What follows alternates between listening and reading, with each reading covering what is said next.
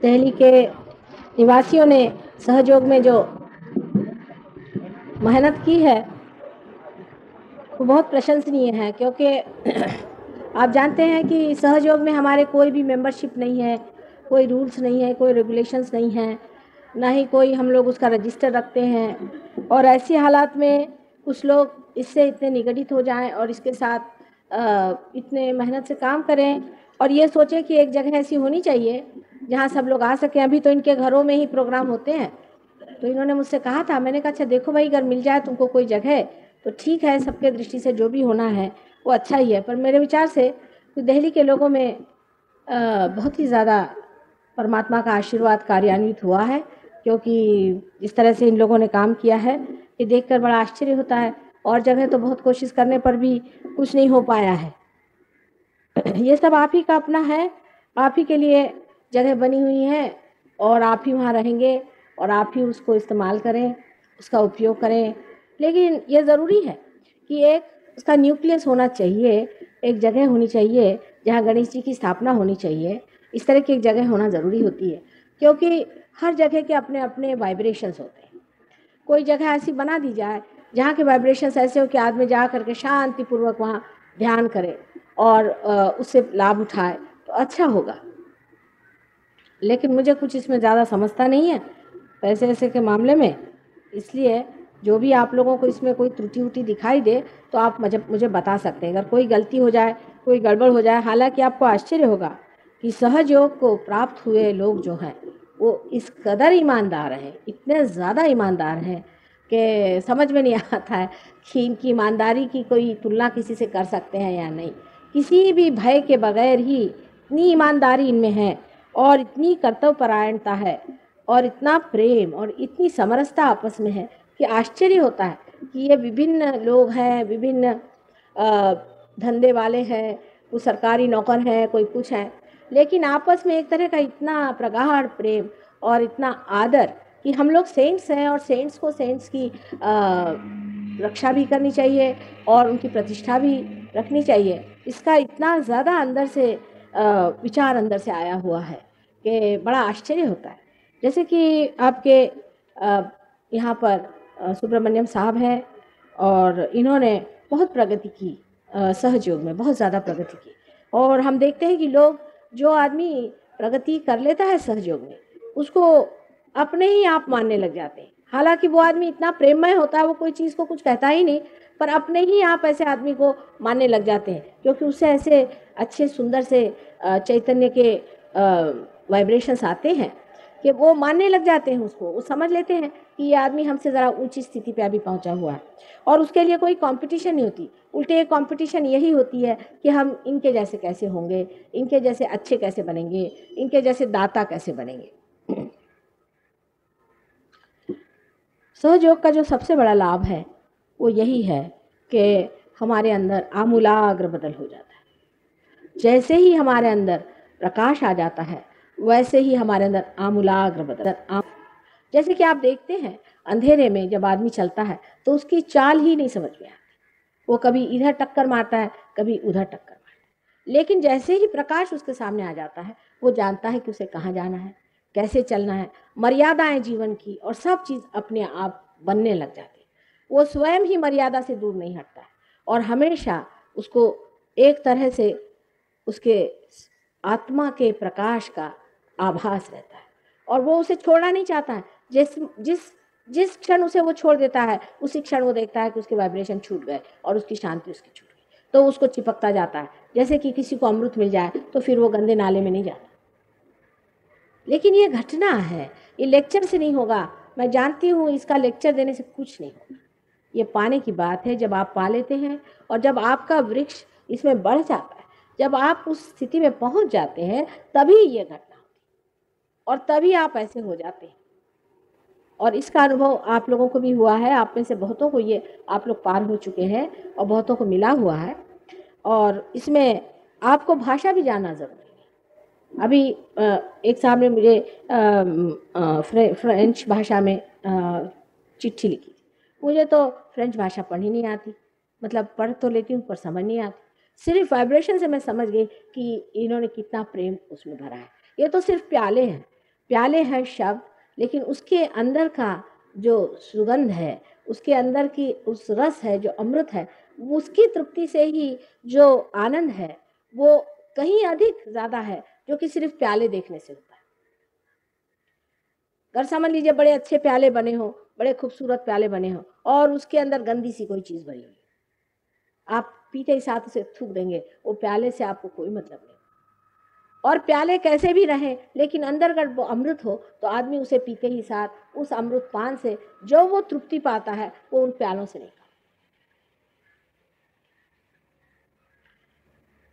कल मैंने आपको कुंडलिनी के बारे में बताया था और उससे आगे मैं आपसे बताना चाहती हूँ। हालांकि अब एक बड़ी अच्छी नई किताब निकल आई है, आप लोग कृपया वो भी ले लें और उसमें काफ़ी बारीकी से चीज़ें दी गई हैं, पर ये भी सब शब्द ही शब्द हैं, ये समझ लेना चाहिए। अनुभूति के सिवाय, इसमें कह रहे बैठे सिवाय, सिर्फ ये दिमागी जमा खर्च करने से कुछ नहीं होने वाला।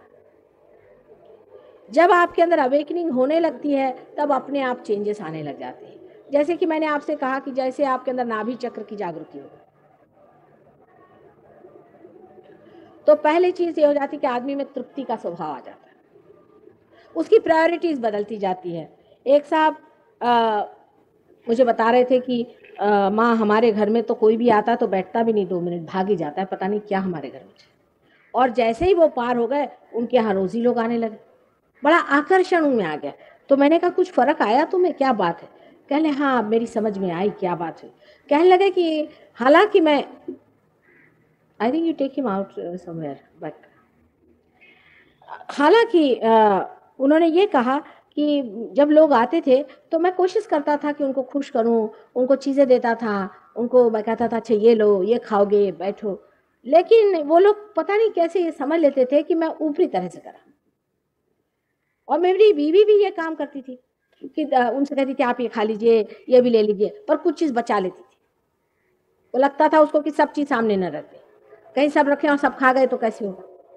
और उसके बाद ये हुआ कि मैंने अपनी बीवी को भी देखा और अपने को भी देखा, कोई भी आता है तो हम दिल खोल के भाई आ गए, आओ बैठो, बिल्कुल इनफॉर्मल होके, अच्छा क्या खाओगे, अब ये ले लो वो ले लो, इस तरह से हम सारी सारी चीज़ उनके सामने रखें। और आश्चर्य है कि उनकी बीवी कहने लगी कि पहले मैं इतना बनाती थी, सब लोग इतना खाते थे, उनका मन ही नहीं भरता, और अब मैं थोड़ा सा बनाती हूँ तो लोग कहते हैं आपके हाथ में इतना स्वाद कैसे आ गया, इतना अच्छा बनाया, और उसको खाएंगे और उसके बाद इतने संतोष से जाएंगे। धीरे धीरे वही लोग फिर सहयोग की ओर आने लगे। ये नाभि चक्र की एक विशेषता है कि स्त्री के हाथ में अन्नपूर्णा का वरदान हो जाता है, और जब ये नाभि चक्र पूरी तरह से प्रज्वलित हो जाता है तो हजारों आदमी भी अगर खाने पे रहे, खाना खत्म नहीं होगा, संतोष बहुत हो जाएगा। लेकिन लोग अगर सोचे कि कितना बनाए तो ज़्यादा बनाए नहीं होता, लेकिन उसमें संतोष आ जाता है, आपके हाथ से संतोष के वाइब्रेशंस उसमें चले जाते हैं और आदमी उसे खुशी से खाने लगता है। नाभि चक्र से प्रेम बहुत उमड़ता है मनुष्य के अंदर, बहुत ही प्रेम उमड़ता है। उसको समझ में नहीं आता है कि मैं इनको कैसे क्या दूँ, किस तरह से मैं इनको अपना प्रेम दूँ। हम लोग तो कभी सोचते भी नहीं हैं, प्यार हमारे अंदर आता भी नहीं है, और आया तो भी हम अपना छिपा लेते हैं प्यार, कि कहीं ये ना सोच ले कि हम कुछ चीज़ चाह रहे हैं कि कुछ नहीं। नाभि चक्र के खुलते आदमी में इतना प्रेम उमड़ आता है कि उसको लगता है कि मैं ये दूं कि वो दूं, और एकदम खुल जाता है, एकदम खुल जाता है। उसको लगता है कि भाई आए हैं तो इनको किस तरह से खुश किया जाए, क्या दिए, किस तरह से आराम दें, किस तरह से ही करें। वो आर्टिफिशियल नहीं होता है। हमेशा मानव कितना भी खुद आर्टिफिशियल हो जाए, दूसरे की भी आर्टिफिशियलिटी जानता है। ये आदमी कितना ऊपरी तरह से कह रहा है और कितना अंदर से कह रहा है, ये मनुष्य तभी पहचान लेता है। अपने देहातों में ज़रूर ऐसे लोग होते हैं कि वो खुश हो जाते हैं, उनके पास जाओ, और अगर उनको बहुत खुश करना हो, पहले ऐसे लोग होते थे, आजकल तो ऐसे लोग रहे नहीं। कि हम अपने फादर के जानते हैं कि घर वो बहुत किसी दिन नाराज़ हो जाए तो उनसे जाके आप कहिए कि आज हमें आइसक्रीम खाना है, तो बहुत खुश हो जाएंगे। उनसे ऐसी कोई बात कह दीजिए, उससे वो खुश हो जाते थे। इस तरह की पहले लोग होते थे, और उस प्यार को और उसको देने में और खिलाने में और लोगों को आनंद देने में उनको बड़ा आनंद आता था। वही चीज़ अपने अंदर इतनी ज़्यादा आ जाती है, यानी मेरी तो समझ में नहीं आता कि लोगों से कहूँ तो क्या कहूँ, क्या बहुत हो गया, अब आपस के लिए न करो।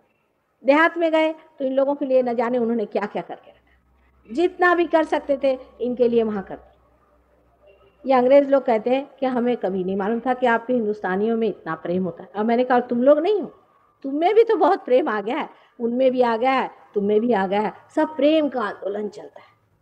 हम लोग ज़्यादा से ज़्यादा अपने बच्चे या बीवी या घर के 2-4 लोगों को प्यार करते, वो भी पता नहीं कितना करते, उसमें भी हमारा अपना बना ही रहता है। लेकिन समझ लीजिए बहुत दिन बाद अपना बेटा आ रहा हो लड़ाई से लड़के, तो फिर हमारा जी करता है कि अब मिलें किस तरह से। तब एक बार आती है तबीयत की किस तरह से मिले। उतना ही प्यार सर्वसाधारण ऐसे मुलाकात में भी, अरे वो हैं चलिए उनसे मिल लें, वो यहाँ रहते हैं उनको देख लें, उनकी कोई तकलीफ है उसे उठा लें, ये है तो वो कर लें। इस तरह की चीज़ें इतनी अंदर में पनपती हैं क्योंकि अपनी आनंद की कल्पना ही बदल जाती है। देने में आनंद आता है, किसी के साथ करने में आनंद आता है। थोड़ी सी भी चीज़ हो तो आदमी बता कि ये कर दूं कि वो कर दूं कि ऐसे कर दूं कि वैसे कर दूं। और इसका आनंद हम लोग आजकल आर्टिफिशियली इतना कैलकुलेट करते हैं हर एक चीज़ को, उसे नहीं आ सकता। तो ये जो प्रेम है जो अपने नाभि में उभरता है, जो हमारे चित्त में फैलता है, इतना ये सर्वव्यापी है और इतना आनंददायी है, इतना शांतिमय है कि आपकी तबीयत खुश हो जाती लोगों से मिलकर। अब मैंने तो ऐसे भी लोग देखे हैं कि जो लोगों से बोर ही होते रहते, लोग हमेशा कोई आया तो फ़ोन पे कहते भाई हम नहीं है घर में, जाइए, भागते रहते, लोगों से भागते रहते सुबह से शाम। कुछ लोग होते भी बड़े बोर हैं, भागते रहते हैं, उसके बाद में अपने से भी भागते रहते हैं। को लगता है क्या करें, 2 आदमी बैठे हैं दोस्त, तो वो बीच में एक कॉमिक पढ़ेंगे, ये एक पढ़ेंगे वो एक पढ़ेंगे, या एक सिनेमा जाके साथ देखें, दोनों में कोई आदान प्रदान नहीं होता है। लेकिन सहयोगियों का ऐसा नहीं, ये लोग कुछ पढ़ते नहीं, कुछ नहीं, जब साथ बैठे रहते तो सब शांति से अपने साथ बैठे आपस में मजा उठा। अभी क्या करें, कुछ नहीं, बैठे हूँ आपस में मजा उठा रहे हैं। कोई आदमी घर पार हो जाता है। अभी हम कलकत्ते जब गए थे तो होटल में ठहरे थे, वहाँ होटल में एक साहब आए, 3-4 और लोग साथ में रहते थे दूसरे कमरों में, तो मेरे पैर पे आते साथ उसमें से वाइब्रेशंस खूब जोर से शुरू। ये लोग दौड़ते हुए वहाँ से आए, कहले माँ कौन तुम्हारे पैर पे आ गए। मैंने कहा क्यों, कहले ऊपर से एकदम वाइब्रेशंस आ गए। मैं कहा देखो ये उसका सुगंध ले रहे हैं, मजा उठा रहे हैं। अब वो आदमी कौन है, जात का कौन है, पात का कौन है, कौन से गांव का है कि कौन से शहर का है कि कौन से देश का, वो उसके पीठ पे से वाइब्रेशन, हो क्या मजा है। अब खड़े हुए मजा उठा रहे हैं, वो भी मजा उठा रहे हैं और ये भी मजा उठा रहे हैं। बहुत बार आप देखते होंगे यहाँ जो सहयोगी आप लोगों को मेरे पैर पिलाते, वो अपने ध्यान में आप लोगों का मजा उठा रहा है। फिर मैं कहती हूँ अब ध्यान में मजा उठाओ, दूसरों को तो लेना, तुम तो इनका मजा उठाने में लग गए।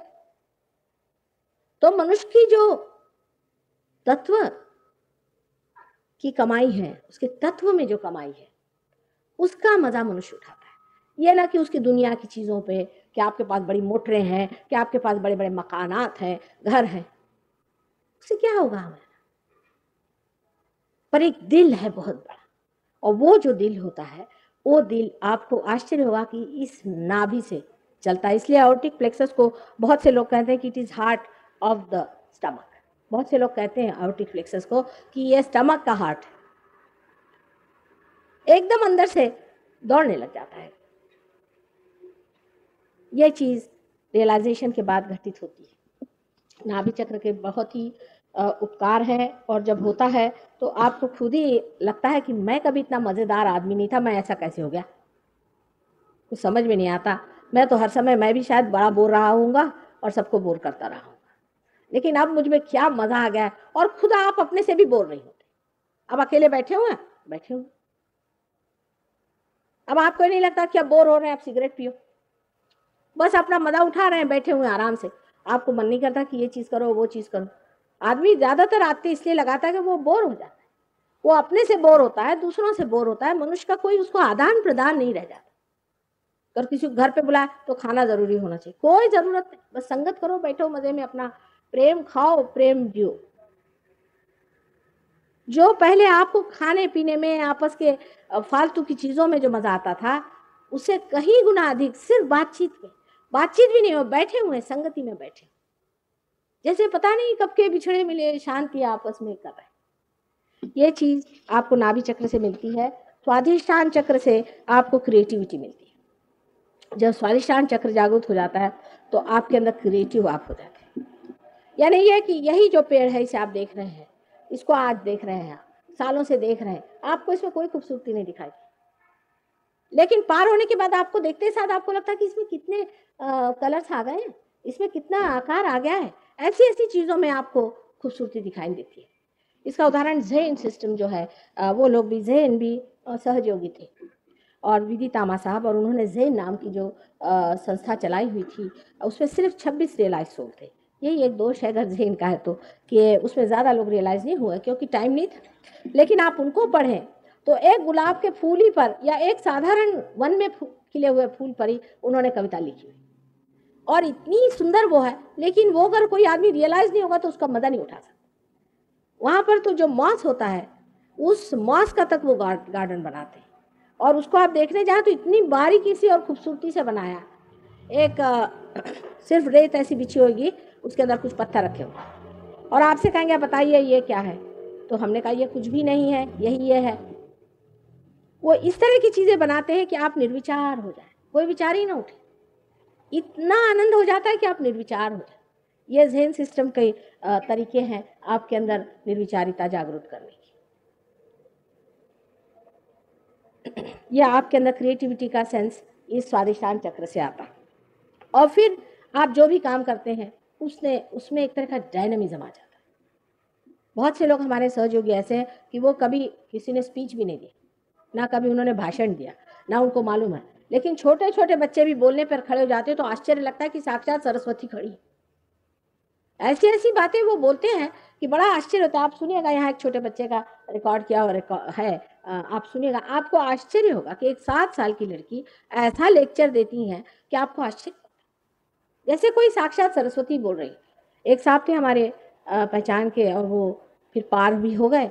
उन्होंने कहा कि साहब मेरी नौकरी छूटी, क्या करूं मैं? मैंने कहा तुम इंटीरियर डेकोरेशन करो।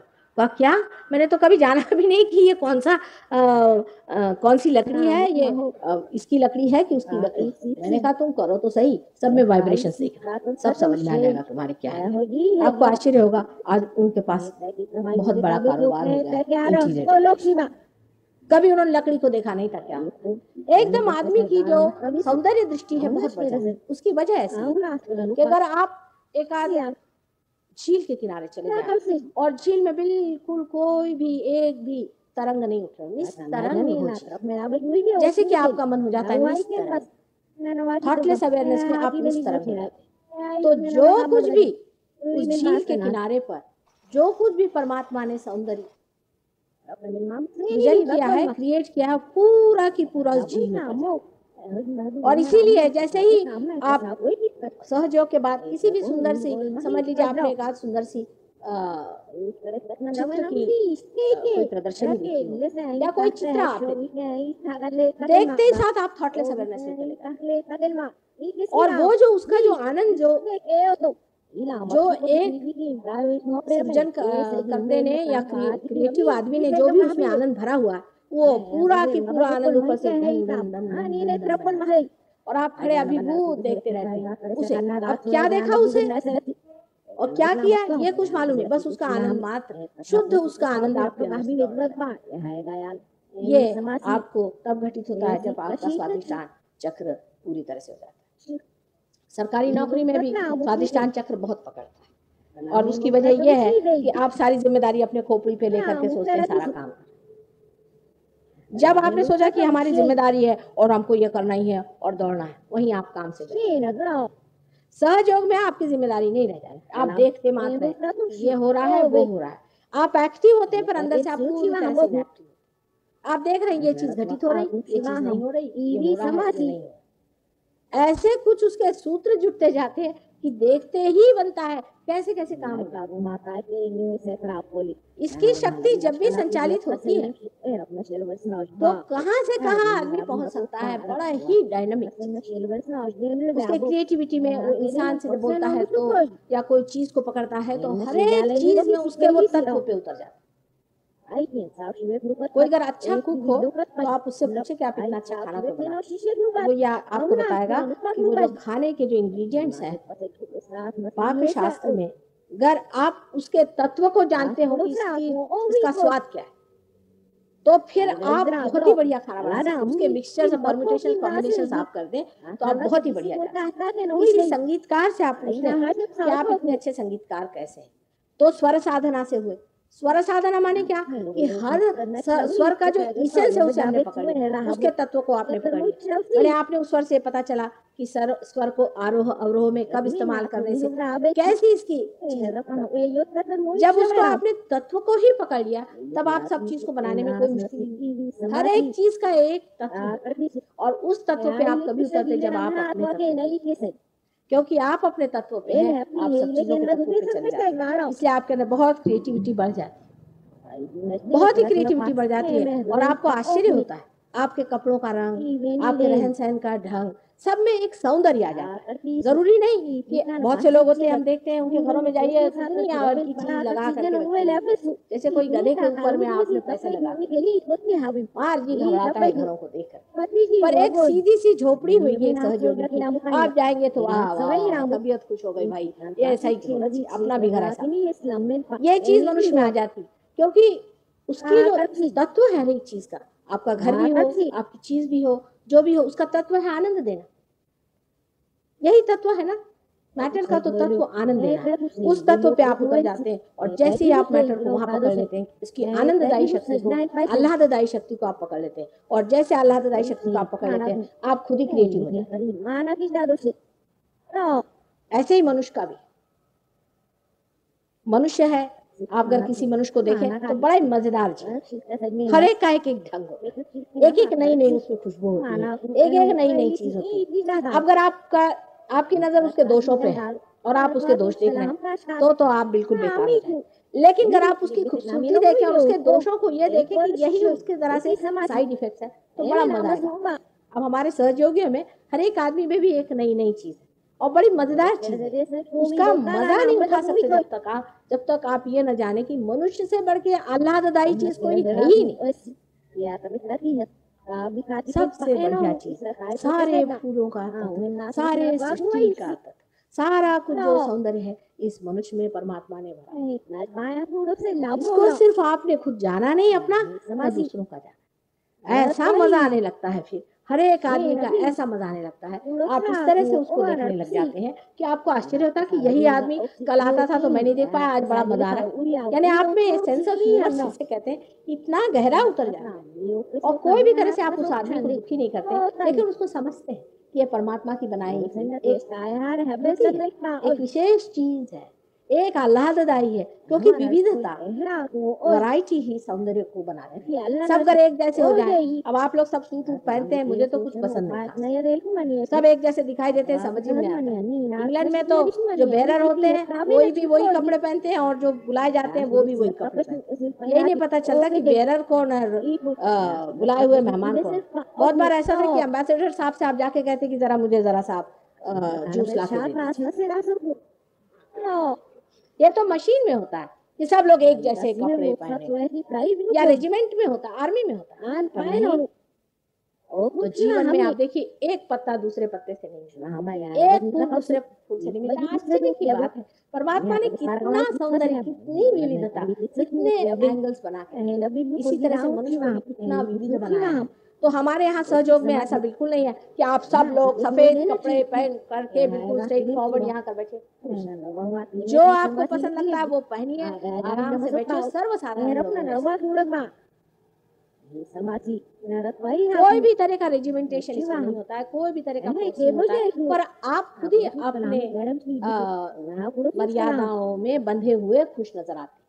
वो कैसे होता है मैं आगे के चक्रों से बताऊंगी। तो इस प्रकार मैंने आपसे बताया है कि इन चक्रों से क्या क्या होता है, जो कि 2 चक्र हैं, स्वादिष्टान और नाभि चक्र। इसकी बहुत ही गहरी चीजें हैं, हमारे तो 50 स्टेप्स इस पर हैं, लंदन में हमने बनवाए हैं, मतलब लेक्चर्स हुए हमारे, और अब थोड़ी सी समय में सब नहीं बता सकते पर आपको उसका अंदाज हम दे दें।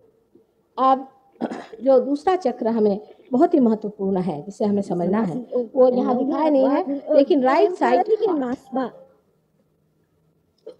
माने हमारे सारे गुरु मैंने आपसे बताए, इनके नाम मैंने आपको बताए, मोहम्मद साहब भी उनमें हैं, नानक भी हैं, जनक भी हैं। ये तो सारे भवसागर में हमारे अंदर जागृत हो जाते हैं, इनसे हमारे अंदर धर्म की स्थापना हो जाती है। लेकिन इसका जो रेगुलेशन होता है सारा, इसकी जो मर्यादाएं बनती हैं, ये हमारे राइट साइड में जो हार्ट श्री राम का स्थान है, श्री राम जो है वो हमारे परशुराम के बाद के अवतार हैं।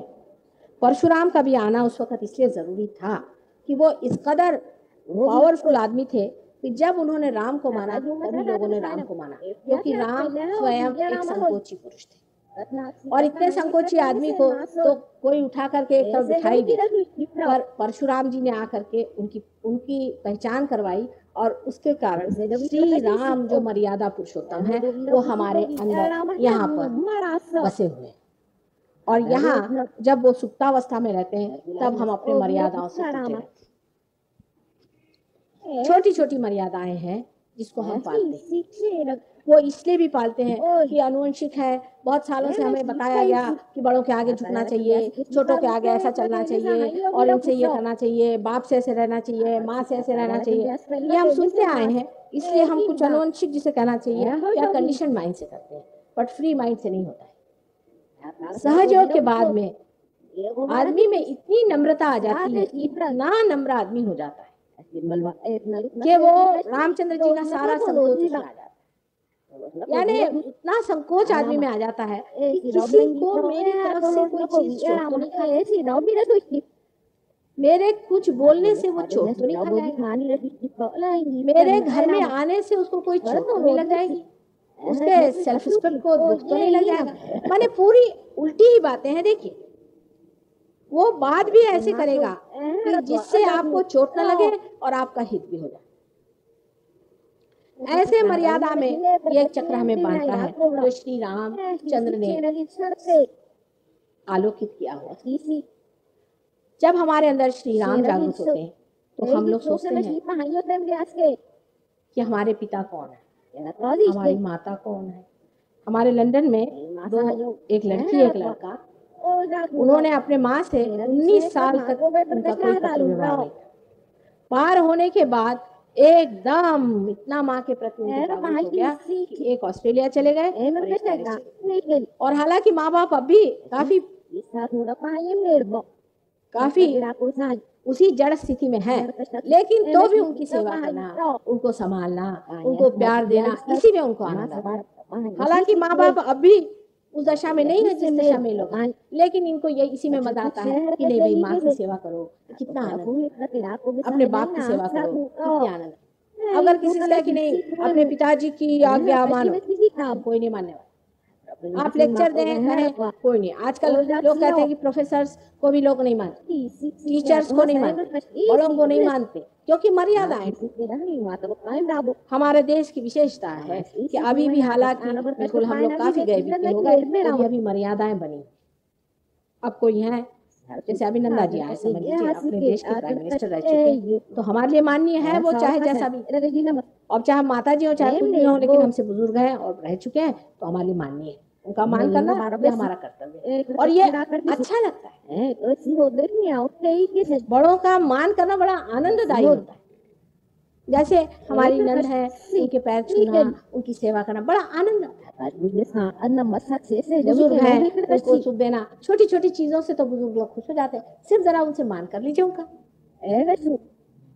हमारे खानदान में 100 आदमी है, 100 जो इकट्ठे रहते हैं। बड़ा भारी घर है और हम दोनों ज्यादातर बाहर ही, लेकिन हमें उन लोगों ने सर्टिफिकेट दिया मुझे कि तुमने जिस तरह से सबको पाया है। हर एक आदमी हम जाते हैं तो जब वहां नहीं होगा तो कितने भी दूर से जरूर आएगा घर पे कि वो आ रहे हैं। अब क्या बात है, कुछ की जहाँ मर्यादाएं हैं, जो जैसा है उसको प्रेम पूर्वक, उससे बिल्कुल नम्रता पूर्वक। बच्चे हैं उनको दुलारिए, बड़े हैं उनको इज्जत करिए। एक छोटी सी चीज अगर कोई कह भी दी उन्होंने बात, कोई इतनी बात तो कठिन कहता नहीं कि वनवास जाओ। अरे कौन जाएगा आजकल? माँ बाप तो ये नहीं कहते कि तुम बेटे वनवास जाओ, ये तो कोई नहीं कहता। ज्यादा से ज्यादा इतना ही कहेंगे कि भाई देखो ज्यादा खर्चा नहीं करो, फालतू चीजों में नहीं फंसो। हम लोग के लिए बाप ने कुछ कह दिया कि तू रात में देर से क्यों आया, तो हो गई, उसी पे आफत हो जाती। ये हमारी मर्यादाएं टूटी पूरी तरह से। कोई बड़े हैं, कोई ऊंचे स्थान पे है। आजकल तो हमने देखा रास्ते पर चलता हुआ आदमी भी किसी को गाली देगा। उसके लिए ये नहीं कि ये कौन है, इनकी जीवन में क्या पद है, हम ही ने उनको इलेक्ट करके बड़ा किया हुआ है, वो वहां बैठे हुए हैं। जिसको देखो गाली गलौच, कान पक जाते हैं। मुझे आश्चर्य होता है कि अपने से बुजुर्ग लोगों को गाली गलौज कैसे लोग करते, और वो बड़े बड़े लोग करते हैं, पदाधिकारी लोग करते। सारी ये मर्यादाएं हमारी जैसे मानो एकदम टूट गई। बड़ों की सेवा करना, बड़ों का मान करना कितनी अदब की चीज है। और इंग्लैंड में भी ऐसा पहले था, आजकल तो नहीं, कि जो बड़े खानदान के लोग होते थे अपने फादर से सर करके ही बात करते थे। अदब में मनुष्य की विशेषता देखी जाती है, उसका बड़प्पन देखा जाता है, उसकी सूर्यता देखी जाती है, उसकी विजडम देखी जाती है। बदतमीजी और बेहुदापन जो लोग करते हैं, जिस तरह से व्यवहार करते हैं और जो भाषा लोग मुंह से निकालते हैं, जो कि कभी भी बच्चों के सामने नहीं निकालनी चाहिए। अब इसमें आजकल के ज़माने में एक हमारी एक बताती थी कहानी, हमारी एक बड़ी मज़ेदार चाची थी, वो एक किस्सा सुनाती थी कि आजकल का ज़माना ऐसा हो गया है कि उसके उदाहरण की तरह से वो बताती थी कि एक साहब थे, उनके घर में उनकी माँ रहती थी, और उनकी जो बहू थी वो बहुत उनसे नाराज़ अपनी माँ से, और उनके जब माँ की डेथ हो गई तो फिर सिर्फ अकेले फादर बचे, तो फिर तो उनका बिल्कुल ही वो परवाह नहीं करती थी, और उनको ये मिट्टी के बर्तन में जिसमें कुत्ते को खाना देते हैं उसी में उनको खाना पीना देती थी। तो जब बच्चे ने देखा कि उसमें दे रही हैं ये है, तो वो रोज़ उसे देखा करता था कि हम लोग तो अच्छे बर्तनों में खाते हैं और इनके लिए, बेचारों के लिए मिट्टी के बर्तन में खाना जा रहा है। एक दिन वो बच्चा वो खाना ले जा रहा था अपने दादा के लिए, तो जा कर के वो रास्ते में गिर गया, उसके चोट लग गई और उसका वो बर्तन टूट गया। तो बड़े जोर जोर से रोने लगे, बहुत जोर जोर से रोने लगा। तो उसकी माँ ने कहा, बेटे तुम क्यों रो रहे इतना, फिर से दूसरा आ जाएगा, कौन सी बात है ये। तो चुप है, फिर से दूसरा आ जाएगा ना, हाँ हाँ कल आ जाएगा। तो कल तुम इतने रोए क्यों। कहने मैं सोच रहा था कि जब तुम बुढ़ी होगी तो तुमको मैं फिर किस चीज में दूंगा खाना। ऐसी मर्यादाएं बच्चे हमारी मानते हैं, बच्चों को आश्चर्य होता है। इस तरह से हमारे यहाँ औरतों ने भी मर्यादाएं छोड़ दी। अपने घर वाले, अपने ससुराल वाले, अपने मैके वाले, इनसे फटक के रहना, इस तरह की अजीब अजीब चीजें हमारे अंदर बनती। और इसका अगर आपको उदाहरण देखना है तो आप प्रदेश में जाकर देखिए, कोई औरत आदमी को पति नहीं मानती वहां। अभी पति बेचारे दफ्तर से आए, पता बीबी भाग गई, रोज के वहां ये धंधे चलते हैं। आपको आश्चर्य हो, किसी चीज की मर्यादा नहीं। 80 साल के बुढ़े आदमी की शादी 18 साल की लड़की से हो सकती है। 80 साल की बुढ़िया औरत 18 साल के लड़के को प्रेम पत्र लिखती है। बताइए, यहाँ से कोई बेवकूफी करे तो लोग कहें बूढ़ा को क्या हो गया, क्योंकि उसमें कारण क्या है। मर्यादा जब बनती है तब मनुष्य परिपक्व होता है। देखिए, आप पेड़ है, पेड़ अगर बहुत जरूरत से ज्यादा बढ़ने लग जाए तो उसको लोग काट देते कि इसकी जो शाखाएं बढ़ने लगे, इसमें फल नहीं लगे, शाखाओं को काट देते। उसी प्रकार हमको भी अपनी जो शाखा इधर उधर बढ़े उसे काट के मर्यादा में रखना पड़ता है कि हम जो है हम पूरी तरह से परिपक्व हो जाए, मैच्योरिटी हमारे अंदर आ जाए। ये मैच्योरिटी सिर्फ आपको श्री रामचंद्र के उदाहरण से आ सकती। कितनी मैच्योर्ड पर्सनालिटी थी उनकी, कितना संतुलन उनके अंदर बंधा हुआ, कितना गांभीर्य उनके अंदर में था। उनकी जितनी भी बातें बताई जाए उतनी कम है। लेकिन उनसे सबसे बड़ी चीज जो है कि एक राज्यकर्ता को कैसा होना चाहिए, त्यागमय, कितना उसे त्याग करना चाहिए, इसका एक उदाहरण है। और ये सब राज्यकर्ताओं को देखना चाहिए कि अपनी पत्नी जो स्वयं आदिशक्ति थी, उनको मालूम था ये देवी है, उनका तक उन्होंने ऐसी स्थिति में त्याग किया जब उनके बच्चे होने वाले थे। समाज और प्रजा को संतोष देने के लिए उन्होंने इतना बड़ा त्याग किया।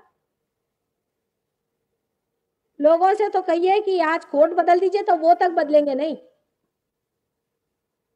ये हमारे अंदर, हमारी चेतना में जिस वक्त रामचंद्र जी आए थे 8000 वर्ष पहले, तब ये चीज हमारे अंदर जागृत हुई है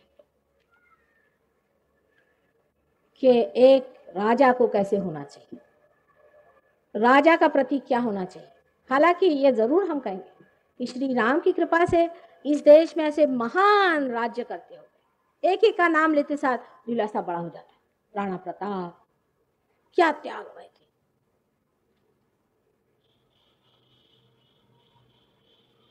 शिवाजी, एक से एक राजा महाराजा यहाँ हो गए हैं जिनका का नाम लेते ही आदमी को लगता है वाह, क्या आदमी का नाम ले लिया। इंग्लैंड में और अमेरिका में ऐसे बहुत कम हुए, लेकिन तो भी वहां आपको मैं बता सकती हूँ कि अब्राहम लिंकन,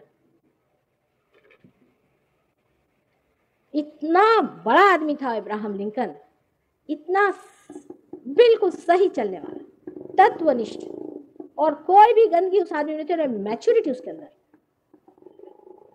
पूरी तरह से प्रगल्भित, और एक बड़ा बढ़िया इंसान था।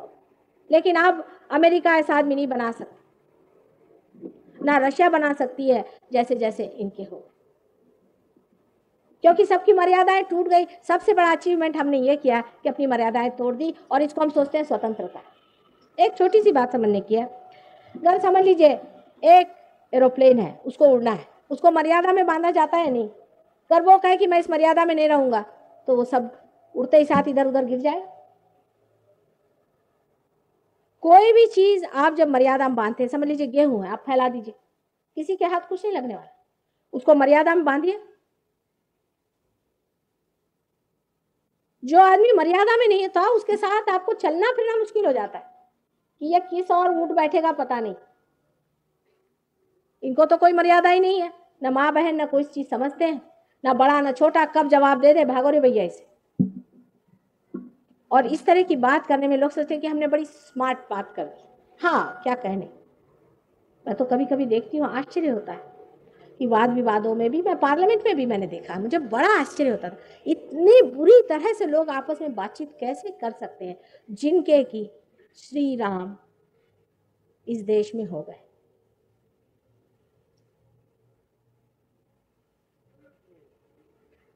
उनके बहुत हमारे ऊपर अनंत उपकार है, और जिस इंसान के अंदर ये जागृत हो जाता है, वो एकदम मर्यादा को प्राप्त होता है। हमारे सहयोग में भी ऐसा ही है, जब लोग प्राप्त होते हैं इसको, तो अपने आप उन्हें मर्यादा आ जाती है। अब अगर कभी आए, कहेंगे बेटा आज टाइम नहीं, मेरे पैर नहीं छू, बस ठीक है, बैठ गए। कुछ कहने की जरूरत ही नहीं उनको, बस इशारे पे देखते रहते हैं। उसमें क्या उनका गया और उन्होंने क्या खोया, और जो ऐसा नहीं भी करते हैं, अपने माँ बाप से इस तरह से बर्ताव रखते हैं, उन्होंने क्या पाया। उसी तरह अनुशासन का भी है। अनुशासन में अगर आप लोग सोचे कि हम इन डिसिप्लिन से रहें और माँ चीखें और चिल्लाएं और आफत मचाएं, तो आप अपनी मर्यादाओं को तोड़ते हैं। उसे क्या मिला, क्या मिलता है? लोग कहते हैं स्ट्राइक्स करिए। हमने देखा है कि स्ट्राइक जो लोग करते हैं, अधिकतर जो पैसा कमाते हैं ज्यादा, वो शराब में ही डालते हैं। कौन सा बड़ा भारी उन्होंने ताज बना लिया है इस चीज से। मर्यादाएं तोड़ करके कोई सी भी चीज पाना बहुत हानिकारक है। मर्यादा में रह करके ही आप सब कुछ पा सकते हैं, और मर्यादा तोड़कर आप कभी भी कुछ हासिल नहीं कर सकते, क्योंकि जो भी आप हासिल करेगा वो भी मर्यादा रहित होता है। तो इसका तत्व यह है, सीधा तत्व यह है कि अगर आपने मर्यादा तोड़ करके कोई चीज को हासिल किया, एक बच्चा है समझ लीजिए, उसने अपने माँ बाप से मर्यादा तोड़ के उनका रुपया पैसा छीन लिया, वो वेस्ट हो जाएगा।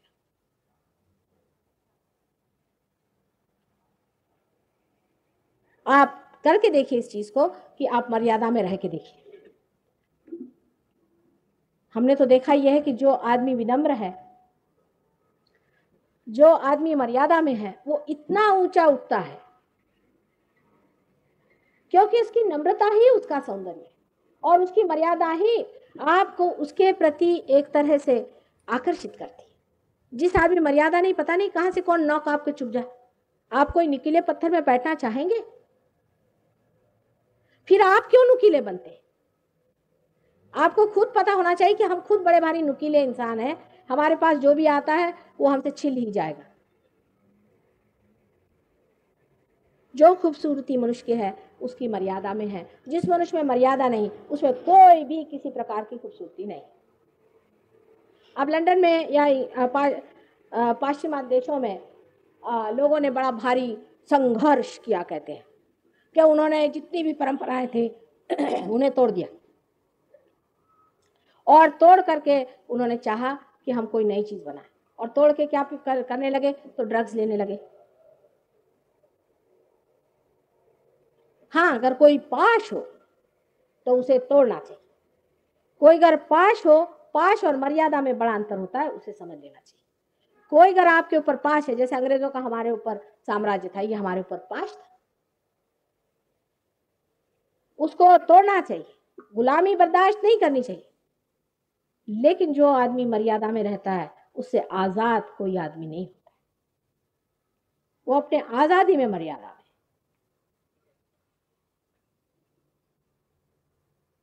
क्योंकि वो आजाद है इसीलिए नम्र है। जो आदमी को सेंस ऑफ इनसिक्योरिटी रहती है और जो हमेशा कमी महसूस करता है वो हमेशा हावी रहता है दूसरे में। श्री राम, जिनका नाम लेने से हमारे हृदय चक्र छूटते हैं, उनकी पत्नी सीता जी स्वयं साक्षात आदिशक्ति का अवतरण है। इन्होंने और भी अवतार बाद में लिए, तब उनको वनवास जाना पड़ा। लोग सोचते हैं कि जब वो इतने भगवान थे तो उन्हें वनवास क्यों जाना पड़ा। ऐसे लोग कभी भी वनवास वगैरह नहीं जाते, वो जहाँ भी जाते वहाँ होते हैं। जैसे आज आपसे हम बात कर रहे हैं, अभी यहाँ है, हम बात कर रहे हैं, यहाँ नहीं है तो लंदन में है। वनवास क्या होता है?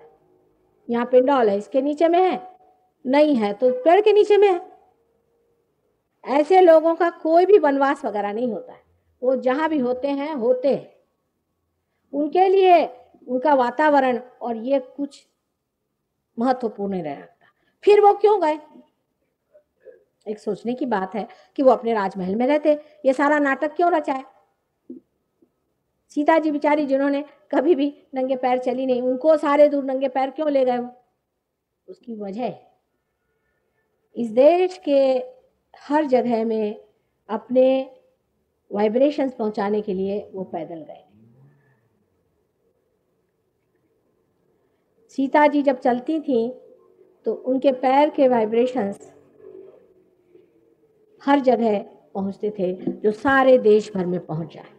सबसे बड़े टूरिस्ट अपने श्री रामचंद्र जी थे, यहाँ तक कि वो बैंकॉक आदि जगह से भी हुआ। तब अपनी हिंदुस्तान की जो भूमि थी इस तरह से जुटी हुई थी, बाद में ऐसी अलग हो गई, इसलिए वो इधर से उनको जाना पड़ा बैंकॉक आदि होकर के।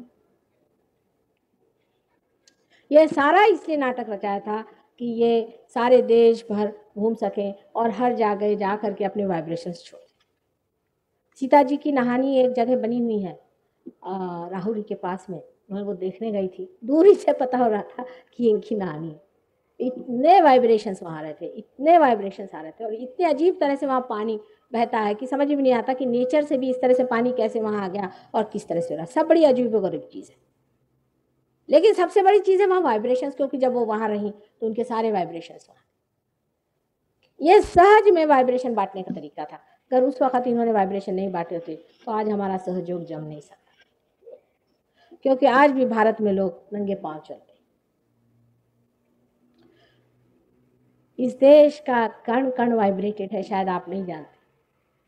अगर आप पार हो जाएंगे, लंदन से आते वक्त हमने नीचे झांक के देखा, मैंने कहा हिंदुस्तान आ गया। तो इन लोगों ने कहा कि माँ कैसे जाना? मैंने कहा देखो वाइब्रेशंस दिख रहे हैं। वाइब्रेशंस ऐसे स्वल्प विराम जैसे चिक चिक चिक चिक ऐसे दिखाई देते।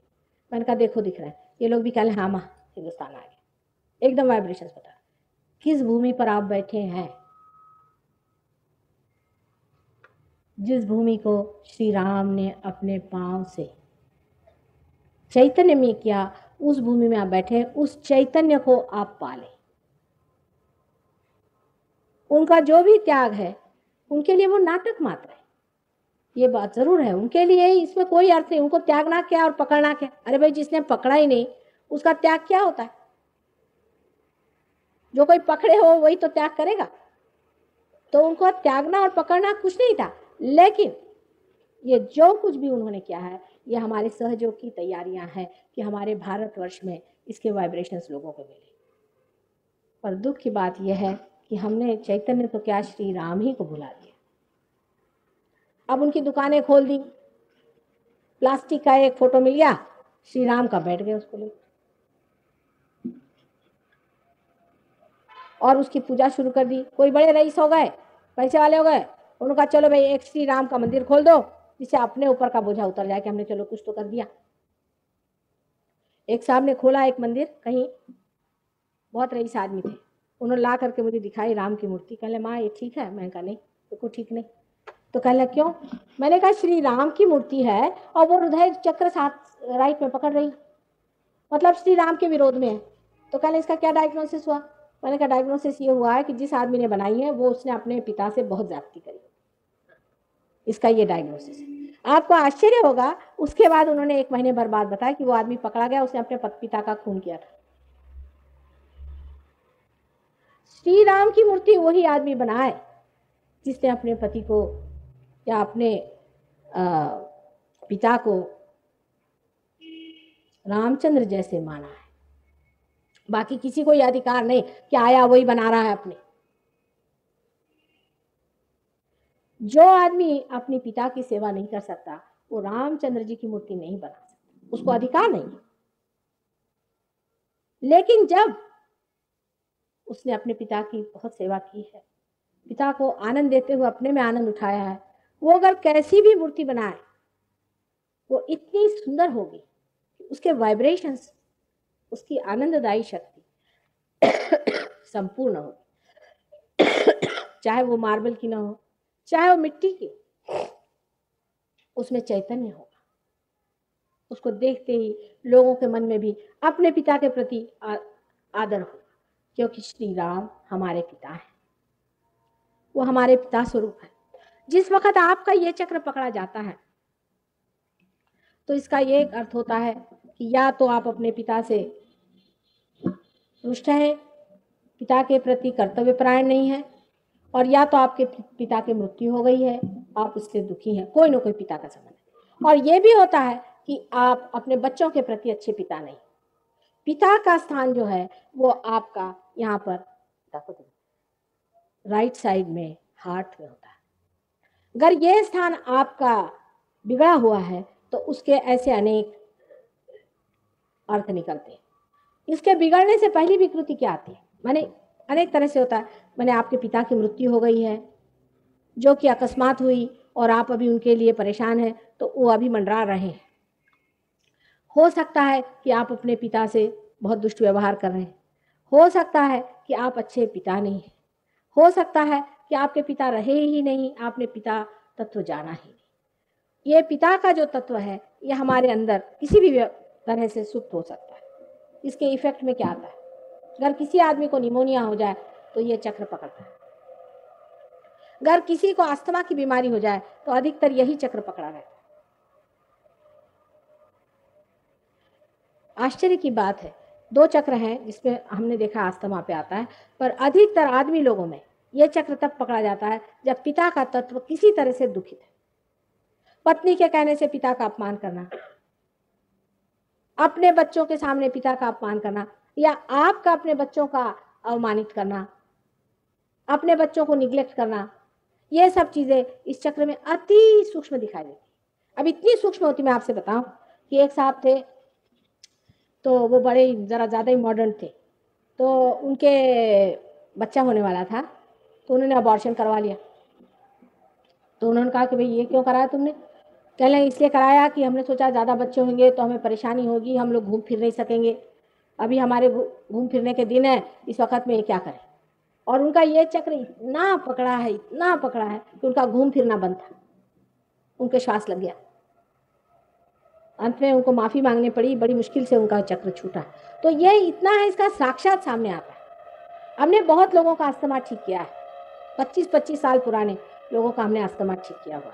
और उसमें क्या है कि उसका तत्व अगर आप जान लें कि किस वजह से अस्थमा होता है, क्योंकि लंग्स को ये कंट्रोल करता है चक्र। किसी को निमोनिया हो जाए तो आपको पता चल जाएगा कि इसको निमोनिया हो रहा है, क्योंकि उसका जो है ये चक्र पकड़ेगा बहुत जोरों में और उसमें से गर्मी आएगी। अब ये चक्र हमारे उंगली पर कहाँ दिखाई देता है? ये राइट साइड। अब लेफ्ट साइड में भी हार्ट है और बीचों बीच भी हार्ट है। इस तरह से 3 हार्ट की स्थितियां हैं। अब जो बीच का हार्ट, यहां जगदम्बा का स्थान है, जिसको हम दुर्गा, ललिता आदि कहते हैं, जिन्होंने अनेक बार इस संसार में अवतरण किया। और ये जो भवसागर में जो भक्त लोग परमात्मा को खोजते हैं, उनके लिए वो अवतार लेती हैं और सबकी रक्षा करती है।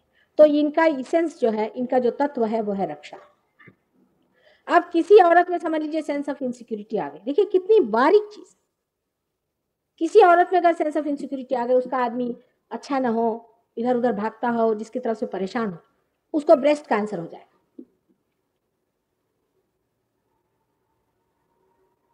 उसको ब्रेस्ट कैंसर हो जाएगा, क्योंकि उसकी रक्षा का जो है वो स्थान रिक्त है। Sense of insecurity. बहुत से आदमी लोग सोचते हैं कि औरतों को दबा दें और उनको डांटें कि तुम बड़ी शक्की हो, तुम ऐसी हो वैसी हो। अगर औरत को शक हो तो उस चीज पे नहीं उतरना चाहिए, छोड़ देना चाहिए, उसको बुरा नहीं मानना चाहिए, क्योंकि उसको आप अगर जबरदस्ती कोई चीज करेंगे तो उसका बीच का हृदय चक्र पकड़ेगा और उसको ऐसी तकलीफ होगी। ऐसे औरतों को दूध नहीं होता है बच्चों के लिए, सूख जाती है।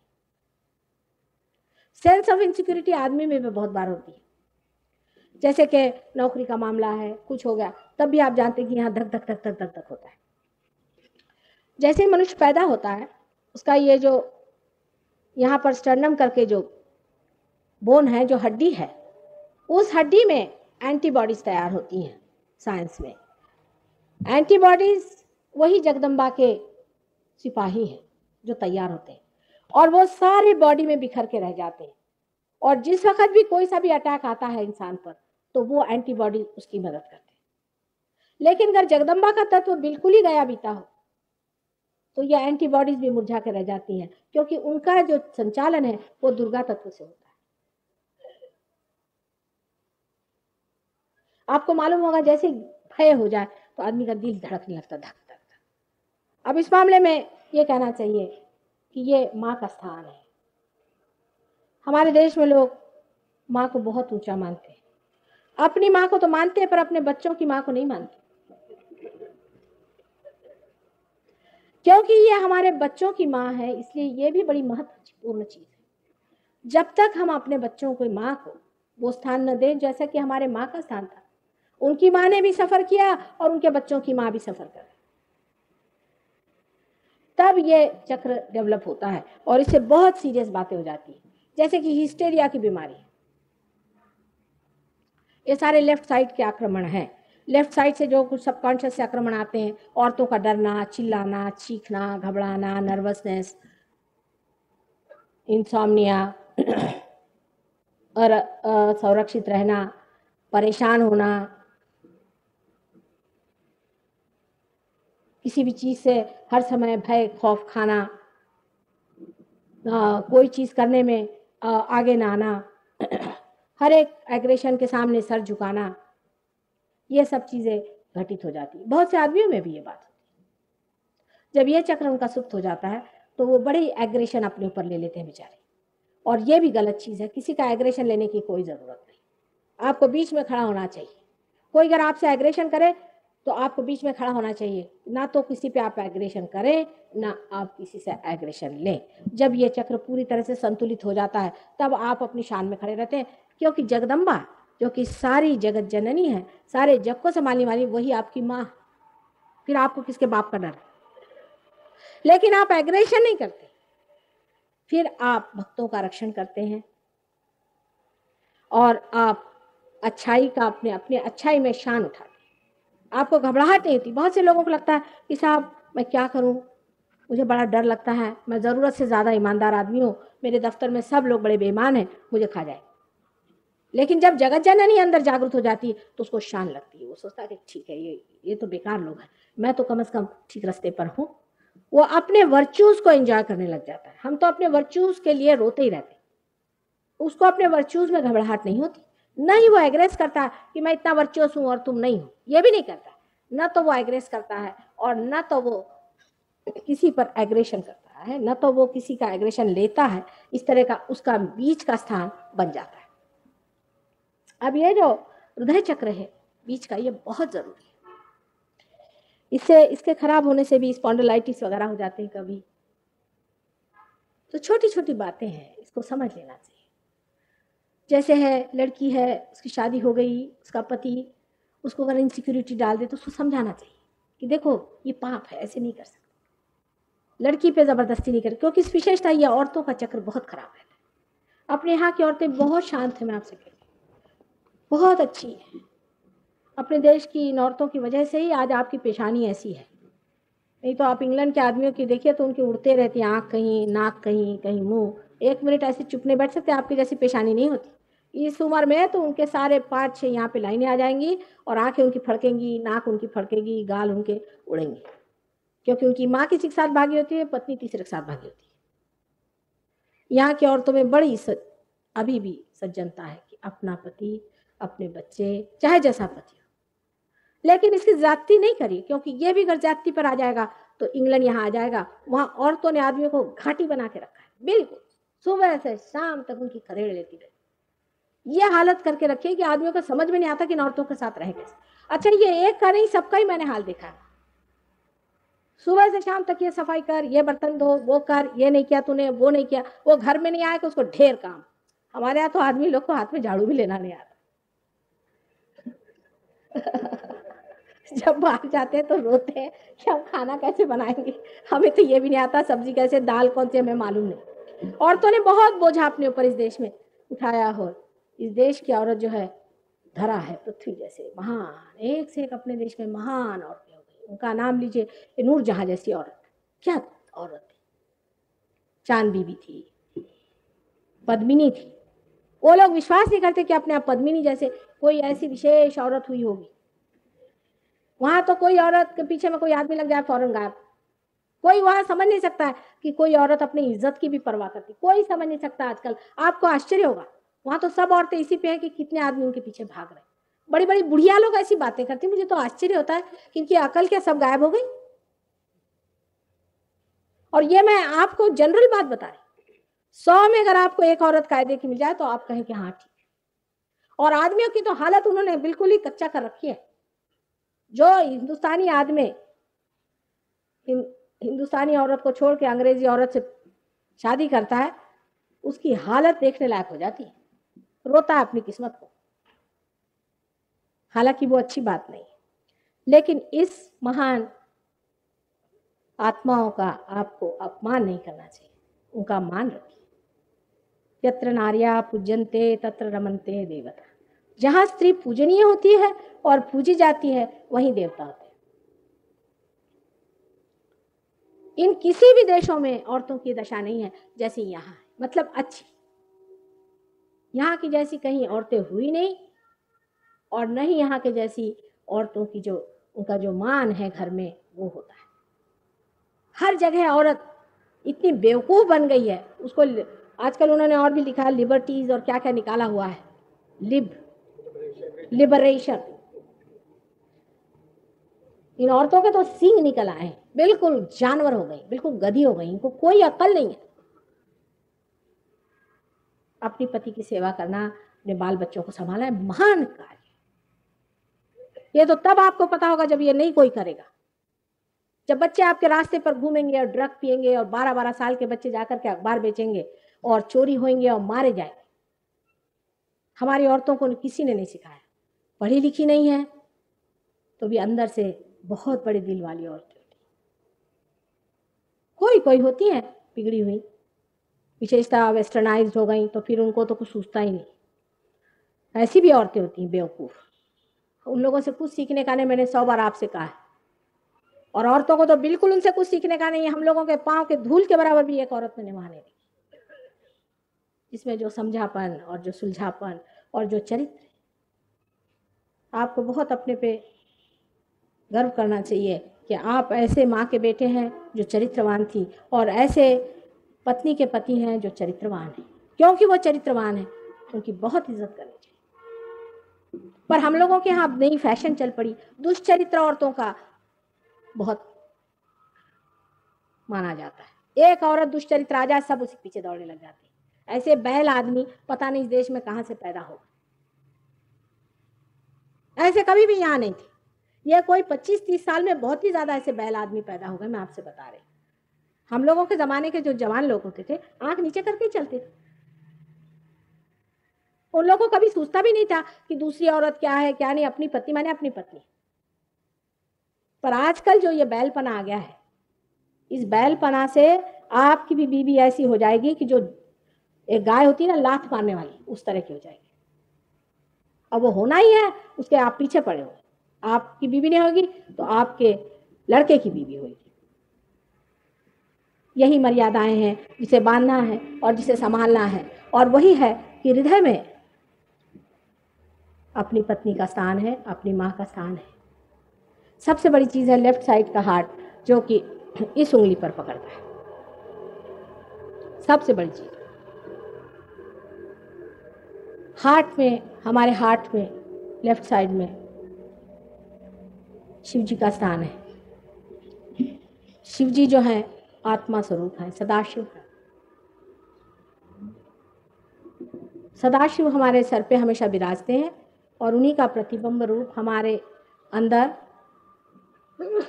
आत्मा है।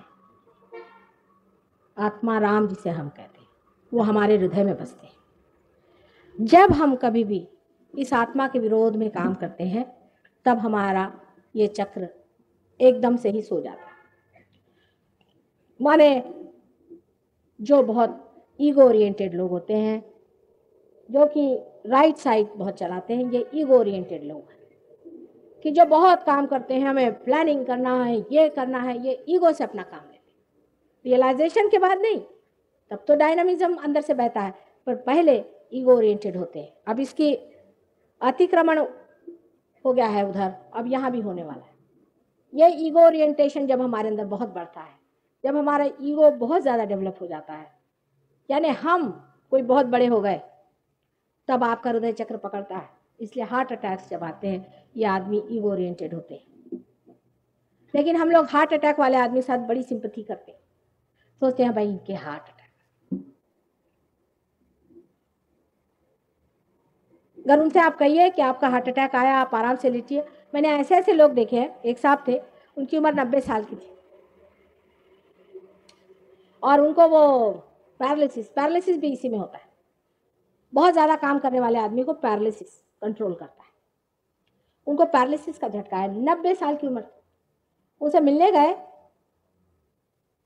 और वो सारे शिपिंग के स्टैटिस्टिक्स बोल रहे थे। मैंने कहा कि इन आदमी को पता नहीं है कि अभी 2 दिन रहना है कि नहीं, वो यही सब बोले जा रहे। हालांकि उनकी एक साइड गायब हो गई थी, दूसरे साइड से जो भी उनके शब्द निकल रहे थे वो सारा की सारा रटे जा रहे थे। मैंने कहा इनका क्या होने वाला है पता नहीं। तो जब आदमी अतिशय प्लानिंग करता है और अतिशय सोचता है और एग्रेशन करता है इस तरह से, तब परमात्मा उससे नाराज हो जाते हैं। मनुष्य का चित्त सिर्फ परमेश्वर पे होना चाहिए। मतलब है कि आपका चित्त स्पिरिट पे नहीं है, आपको सिर्फ स्पिरिट खोजना चाहिए। मनुष्य के लिए बड़ा कठिन हो जाता है समझना कि हम नहीं देखे तो कैसा होगा। एक देखने वाले सबसे बड़े बैठे हुए हैं।